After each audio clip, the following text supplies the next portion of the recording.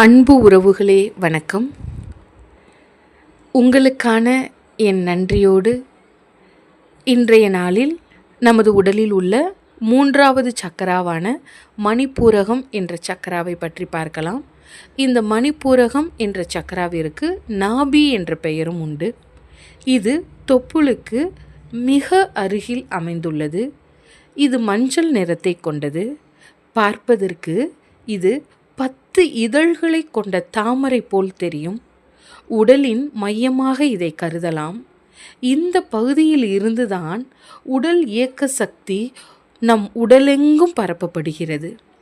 கட்டுக்கடங்காத உணர்ச்சியும் இங்குதான் கருக்கொள்கிறது.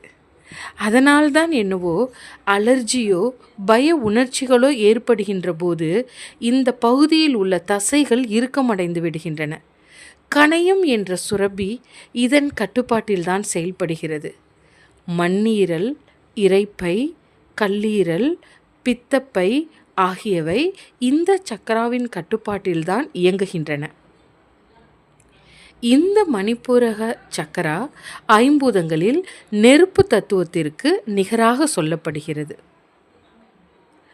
யோக முறைப்படி மொத்தம் 21,600 சுவாசங்களில் இந்த மணிப்பூரக சக்கராவில் மதியம் 1:20 முதல் இரவு 8 மணி வரை கிட்டத்தட்ட 6,000 சுவாசங்கள் நடைபெறுகின்றன.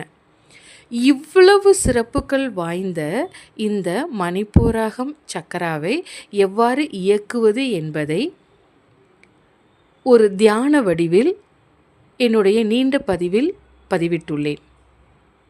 விருப்பமுள்ளவர்கள் இந்த ஷார்ட்ஸில் இருக்கிற அந்த லிங்கை பயன்படுத்தி அந்த தியானத்தை செஞ்சு அதனால் ஏற்படக்கூடிய எல்லா பயன்களையும் நீங்கள் அடையணும்னு நான் மனதார ஆசைப்படுறேன்.